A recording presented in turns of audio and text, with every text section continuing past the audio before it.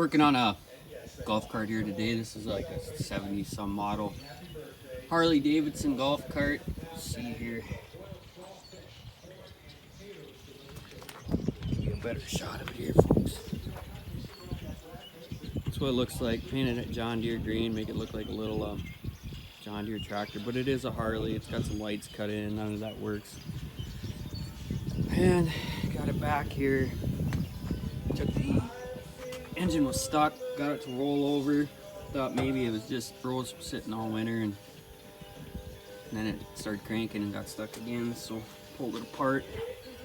Got here, I'll try to give you. It's a nasty scar on the side of the cylinder. Piston is just completely toasted. The top rod bearing was in the bottom of the case, and I was hoping I could just get away with a new piston, new rings, new top rod bearing, and I got quite a bit of side play. Try to get you down in there. You see where that side of the crank is rubbing against the case, so it's completely toast. I got some parts, some extra pistons, just kind of peeling everything back here, and it's not too bad. Just pull off the generator alternator, or starter generator, call it that. Pulled off the top of the head and the rest of the parts there. So we're gonna pull this engine out and we're gonna do a rebuild on it, so stay tuned.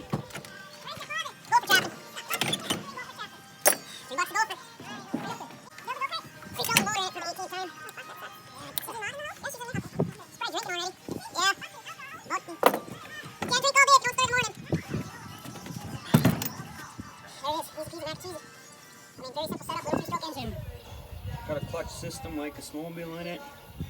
These clutches that are on here, I don't know if you guys can see that. Right here, kind of an oil bath clutch, 3 balls in it, a couple bushings. Usually they leak like no other. They never have oil in them, but fill them up a couple times a year. If they run out, they continue to go. Not a lot of wear in them. Get it up on the bench, get it split. So that way you can see that it's quite a bit of back and forth play inside the crankcase. I don't know what controls that. Once I get it apart, I should be able to tell. I don't know if it's got the main bearing out or if there's some shims or something that are not in there. But I'll pull this clutch off, pull the carburetor off. Let's go from there. Kind of worked on these things my whole life. Snowmobiles, go-karts, golf carts, lawnmowers, you name it. Not always perfect on all of it. Sometimes I don't know what I'm doing. Don't have all the tools, micrometers, dial calipers, and all that stuff. But this minor little stuff, you don't need it. In my opinion. You can comment below. I'm sure you've all had some experiences with it, but personally, I don't know. It's amazing what you can make run. I got that piston in that cylinder completely smoked. I got a bunch of extra pistons, but they're all, of course, standard size. And all the cylinders that I have should be bored out, probably 10 to 20 over, just to clean them up. Get rid of the piston slop, but I don't want to spend no money on it. This is a carburetor set up here. Very simple. You can buy these carburetors off of eBay for hardly anything. It's almost easier just to buy a new carburetor than it is to even mess with these carburetors on this thing. Hardest thing is just getting them on there and getting them shimmed correctly. They got a rubber bushing on the back side of the air cleaner, which is here. This rubber bushing, which usually looks about like that. You guys can see that. And then it looks like He's riding it right now. Who is? William. Where at? That's all, I think it's over here. Oh. Huh? Oh yeah, that's. Oh yeah, I forgot about this. So they made it so when you pull the carburetor off, it sits here, but there's two carburetor bolts, 7/16, I believe. And just a pain in the, you know what, to get to. I mean, to get these off while it's in there is just makes it real fun, you know. You always ask yourself, who built this stuff? I mean, like, who thinks, let's put the carburetor bolts right behind the throttle and make absolutely zero room to get in there. I guess when they're running good, they don't need a lot of maintenance. And I suppose if you left the governors on them from factory and they only ran what they're supposed to run, they'd probably run for forever. But, when is that?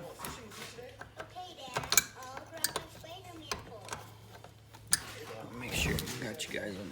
Oh yeah, you guys kind of see that one. Carburetor bolts. They're straight in the back there. It's, yeah. You guys got the gist of it.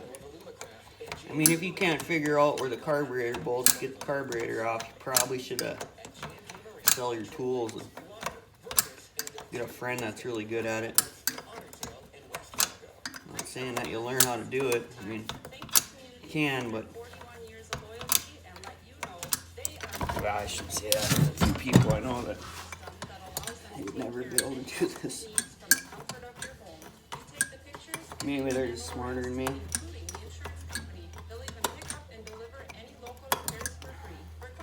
Don't forget to hit the subscribe button down there. Make sure you like it.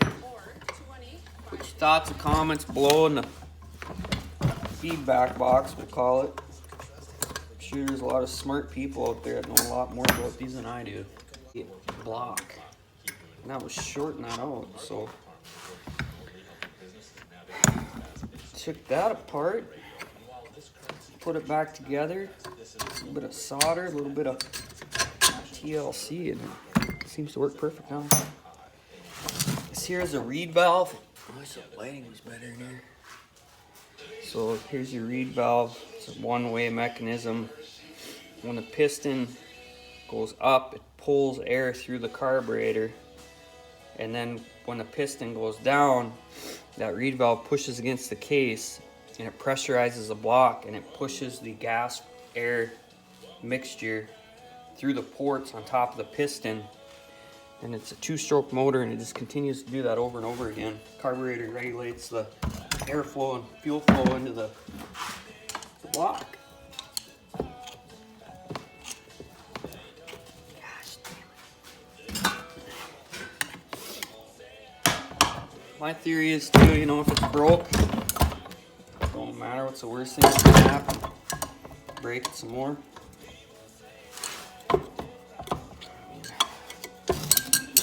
Hope the crank's alright. I think the other cranks that I have froze up. Alright, there's the bottom side of the crank. There's a reed valve. Take them apart and clean them up. I'll just probably rinse it off. It looks, I don't see nothing bent or broke, so good enough. Ooh. Save that gasket. I might even reuse that. Looks pretty decent. Same old. Alright, that's the part. Pull this clutch apart. Pull these 3 bolts. 2, 3. Then there's one big nut that comes off. And I can't remember how that comes off. I think I gotta pull it with the puller. We'll find out when we get there. I don't know how long this thing will record before I run it. Some of the parts wear out, the brass and stuff, but you just gotta watch it and then replace it. Come out of there. Oh, where'd you go?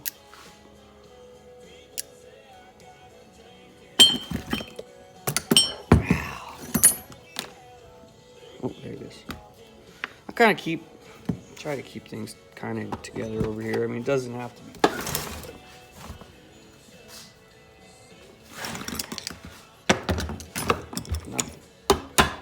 Some springs in there, so usually once you get this thing moving, it comes right off there. It's kind of got it's not a lot of pressure, so once you get this clutch cover coming off, you just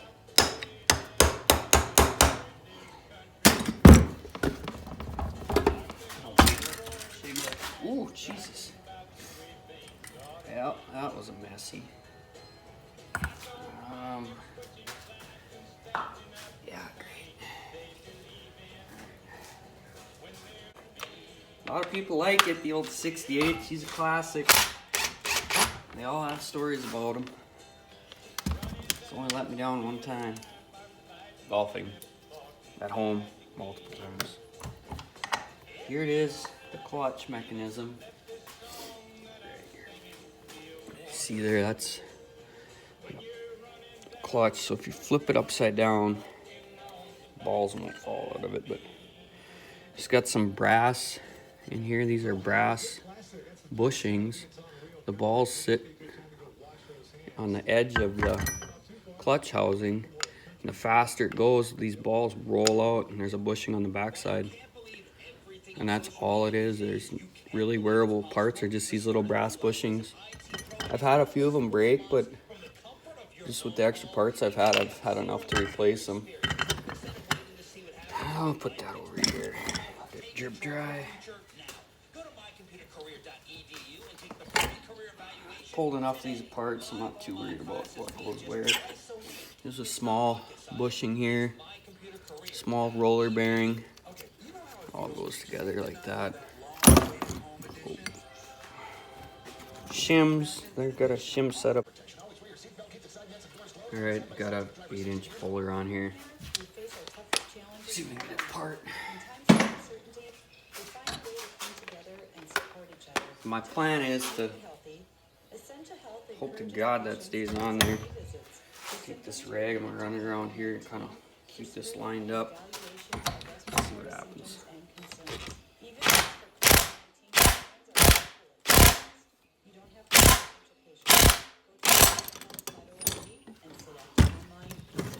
It's kind of just the puller I had around. I mean, it's a little bit overkill.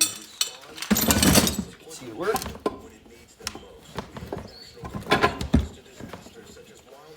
Keyed tapered fitting there.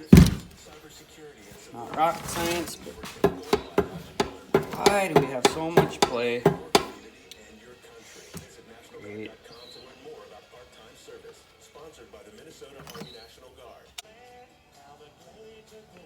Alright, here we're pulling off the stator / point system. Pretty simple. Engine actually runs both ways. Forward goes forward, and then when it runs reverse, it runs reverse. So these are usually set at 0. Looks like that seal is shot. So I got the clutch housing off. This is where it gets kind of tricky, because when you're working on these things, it has a few Allen head wrenches, and then it has these Phillips impact drivers. They're pretty tough to get out. I don't know, somebody else might know another way to get these out, but this is like you hit it with a hammer and then it backs them out. Usually I try to, it's pretty pointed, so I'm gonna go to this more blunt one. These things can be a pain getting out though.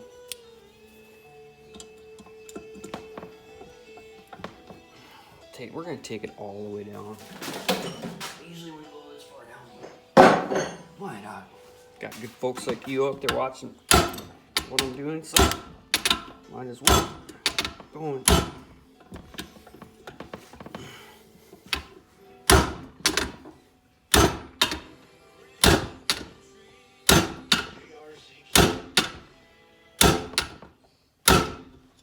going, just slow.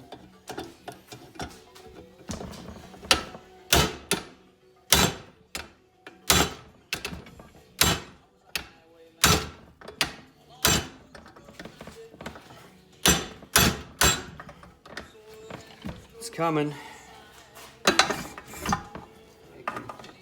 them right in the right spots too. Can't get in there. Usually throw an grease extension on there. This adds more slop and play to it, but at least you can kind of straight on it. Usually I hold it, make sure you're going in the right direction. I hold it and then I kind of turn it. Just hit it. Use these a lot on two-stroke motorcycles. Just, you can't get enough pressure on these things when you're loose. Stripped out more. Usually when I strip them out, try to get a vice grip on them, get them out. If that don't work, then cuss, swear. If that don't work, take a drill them out, back them back out, and then when you replace them down head bolts. Yeah.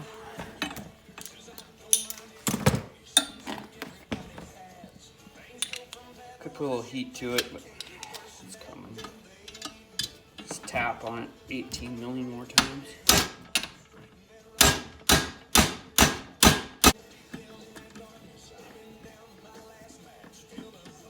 When you spread everything out, make sure you make little piles. And you don't want it too easy when you put it back together and having everything all sorted out like some people do and keep it all in order. It ain't no fun.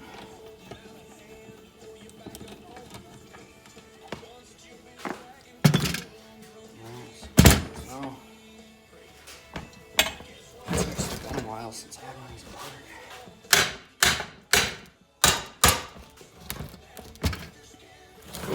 There's nothing in here but a fan.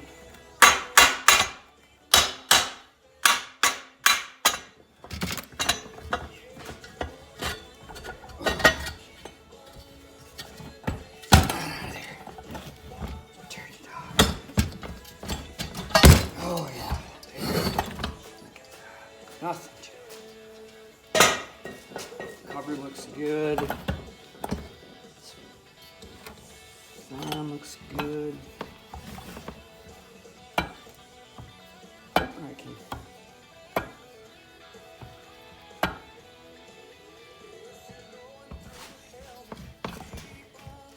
And we must be guided by data and by documents. We must oh. safety first. We must prioritize preventing our most vulnerable populations. Abbott would like to start with elective medical procedures resuming on April 22nd. Others like New Jersey Governor Phil Murphy say stay-at-home orders. Focus is on this virus. Getting the state back to where we can. It's always good to have about 50 of these laying around. Seems like you just never know which one you actually need. Sometimes the bigger one, sometimes the smaller one. Sometimes it don't matter, you never have the right one. And some surprising results from the first large-scale antibody Usually, this junk that we work on, there's always something pretty close that just works.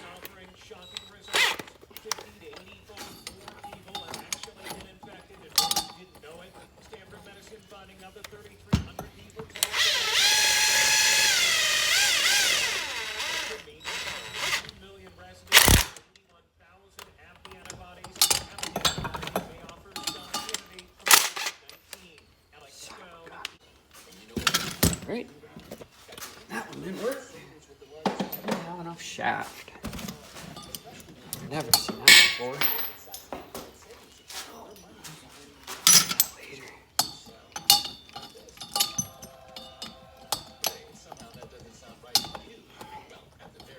Oh, come on, bite. Bite on there.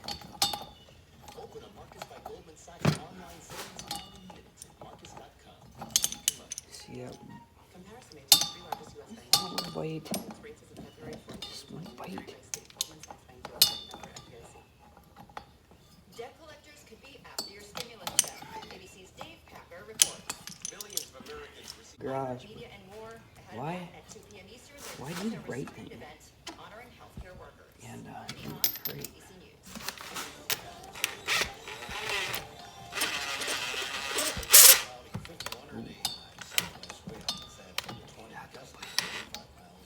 Harley tonight, an isolated shower, maybe 26 the overnight low. West winds at 5 to 15, gusting.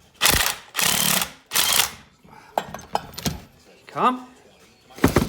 Hill coming home. We're on plan B. We're just gonna strip this opposite side of the crank.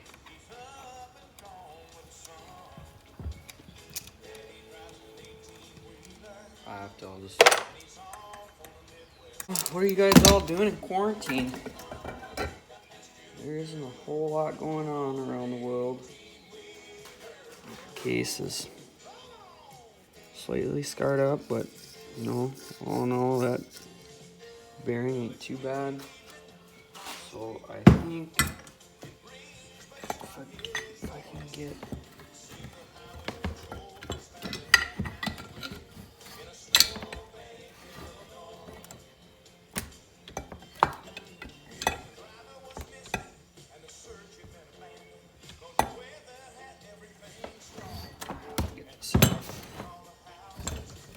Alright, got this one to try now. Just a bait.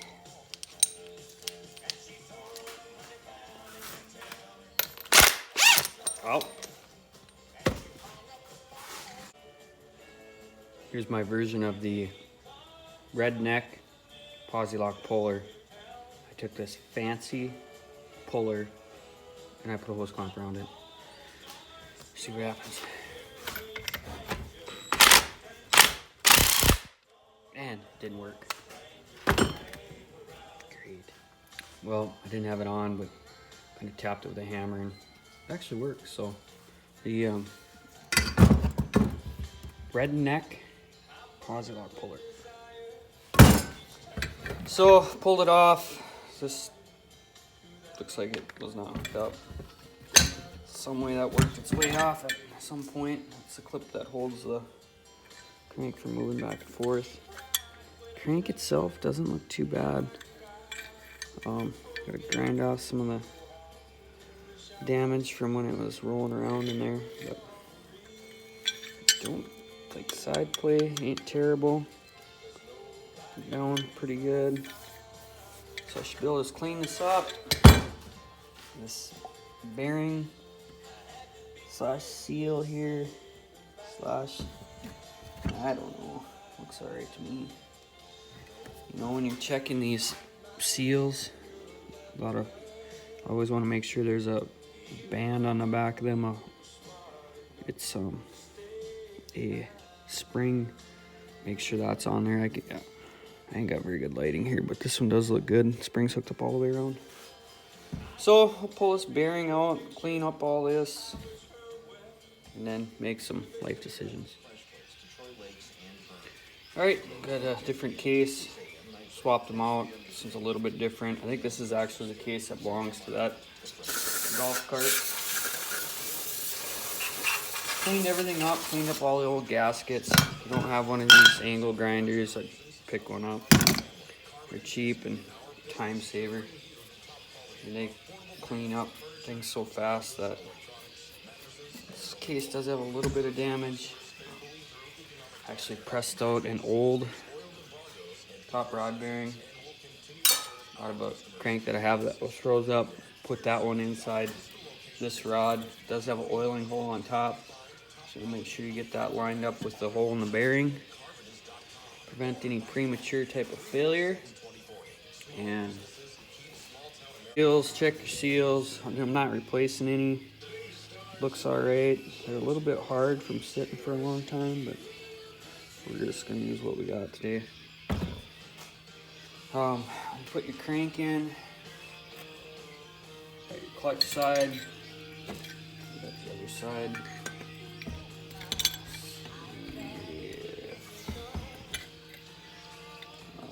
One's an intake side and one's a piston side. Let's say that's the piston side. Snapped in there, that seal's greased, so that's good. Here's our snap ring that goes on the back side. This controls your side play. Behind this bearing here, there's some shims. So depending on how much you have for side play or what you're looking for, I don't know what the spec is, I'm not even gonna look it up. This snap ring is kind of beat up and it's kind of bent, so we're gonna put it on, well, try to straighten. Well, we'll just put it on there. I actually think this came off the last time. And that's why it had so much side play on the crank.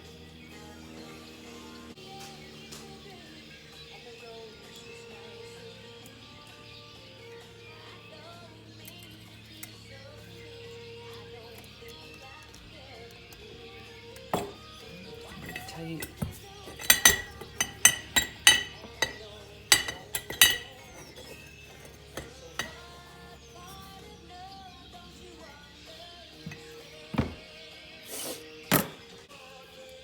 Snap ring pliers, it isn't completely shot. But you know, this is typical life on the farm. Nothing really works quite right. Let's see how it kind of lines up. Snap rings are extremely dangerous.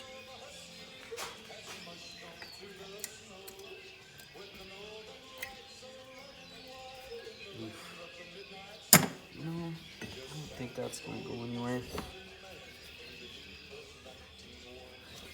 Probably has, I'm gonna say 30 thousandths in play. Which is about right. There's quite a bit of side play on this crank, but it's the only crank, it's the best crank I have, so we're gonna go with it. Clean this up real good. Through the dirt pile. Crank is just looks like crap.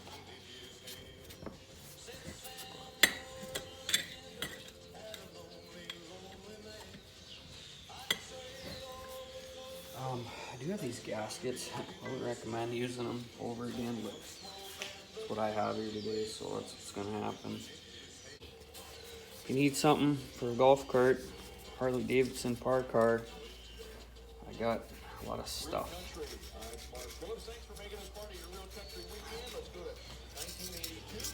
Bearing doesn't sound great, but once you get some lube in there, it's worked.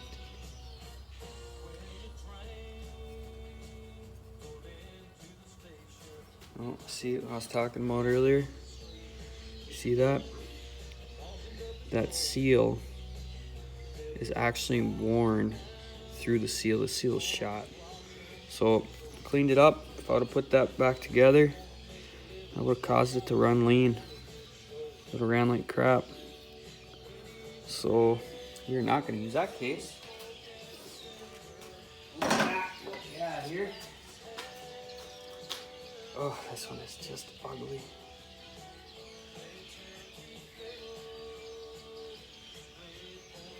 Yeah, I gotta go back to the parts bin. Alright, so as you can see, that one seal here. Come on, focus. Alright, there it is. The spring is wore through the seal. So that is not good. Not sure if that's something I did or who knows.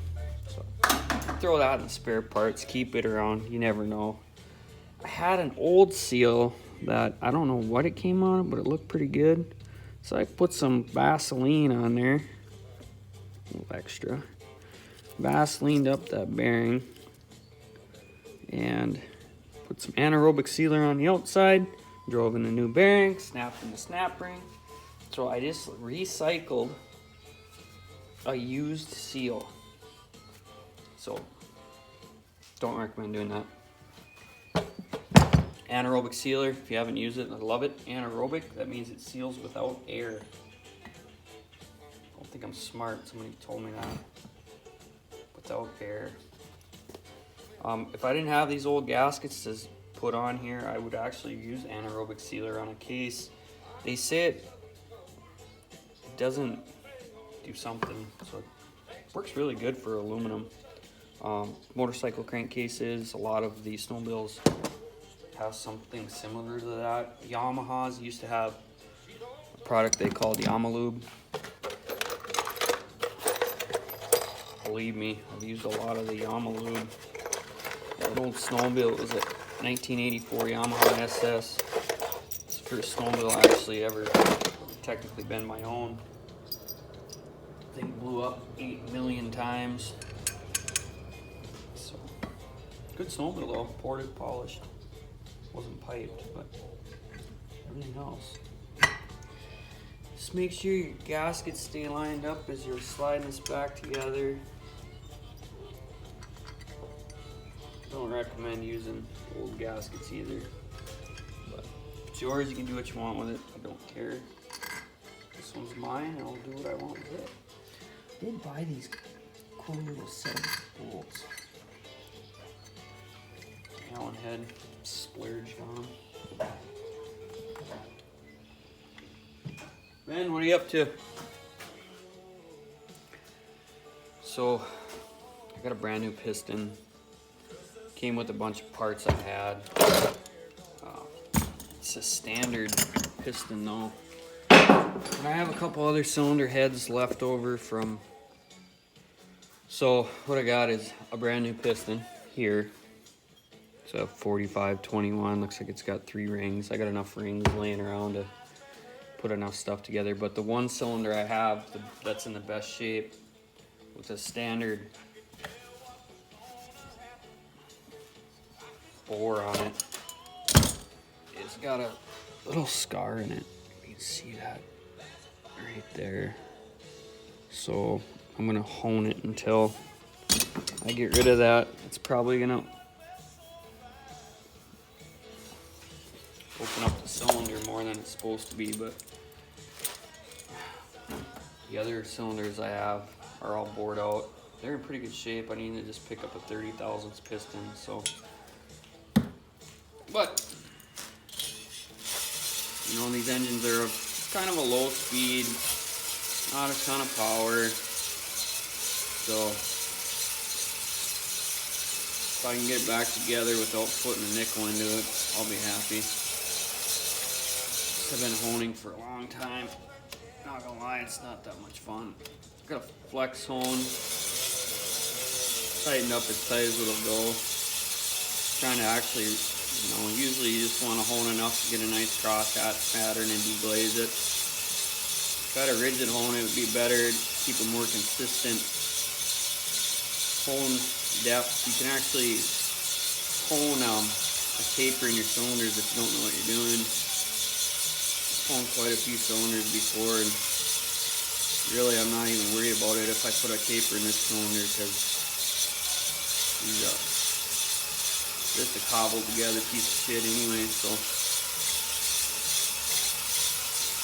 just takes a long time to move enough material. It's probably gotta go at 1,000th of an inch maybe. It's a lot when you're honing.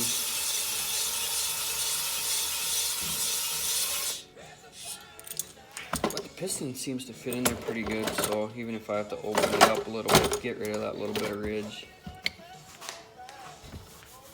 Here's what it is. Get closer.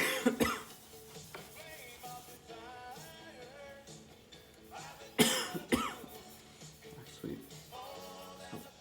Looking too bad.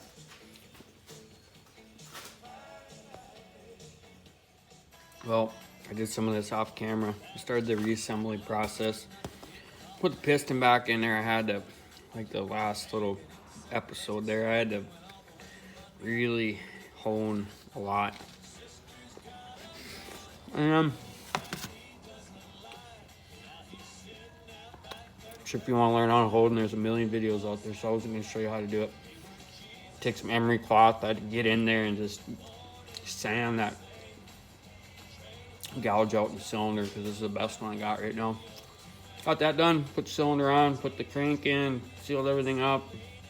Basically in the reverse of what I took it apart. There was a small key on the other side that went on the flywheel weight and lost it. Still can't find it, but I had another one, so I found that one, put it in, and just having a little lunch sandwich,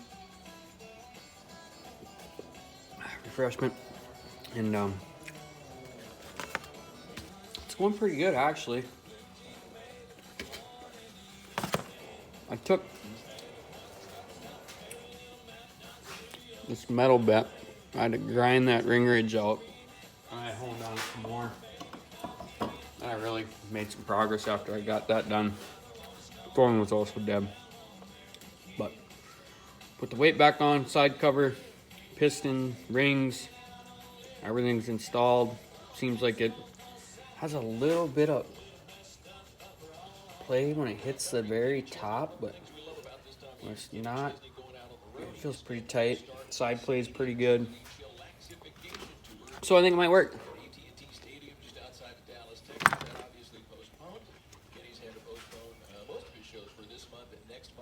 Well, actually, when you don't do this a whole lot, I just noticed that I put the side cover back on, but I didn't put the fan in it.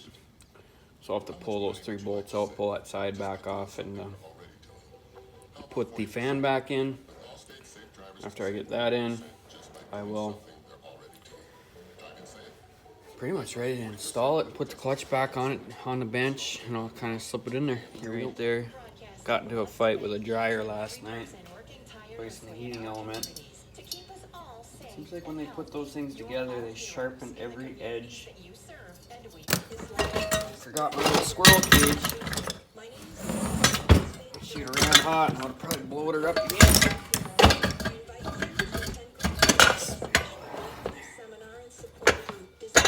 Ow!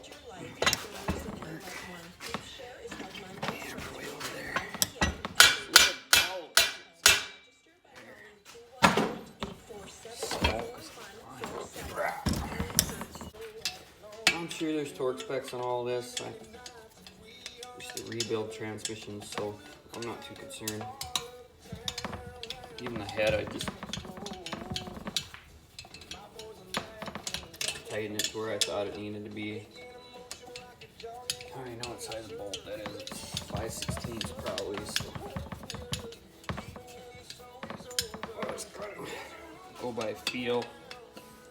Watch a few transmission videos on YouTube, and they're almost always by feel too. When you fix it up, can I take it for a test drive? If it runs, I turn it the way I want it to go. Give these a crack.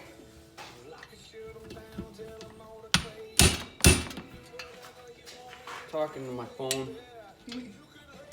Oh, you're doing a video. Right there. What we call good enough. Alright, I'm gonna do some of this off camera. Put the carburetor back on, put the carburetor cover back on. I'm gonna clean some of this stuff up. Spray that down, just slick it up. This was a new carburetor I put on there. Some wear on that for some reason. This holds the generator alternator. I think it goes on here. But right back. Well, here it is, all done. Kind of skipped part of it.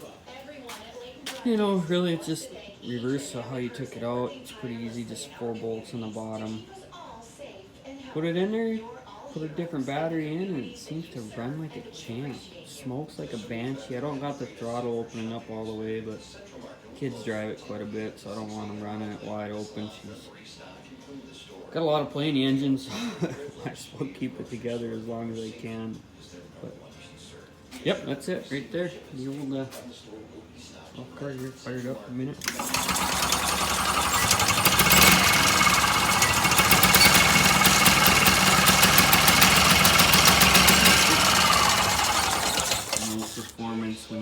see it. Got the Harley fuel pump.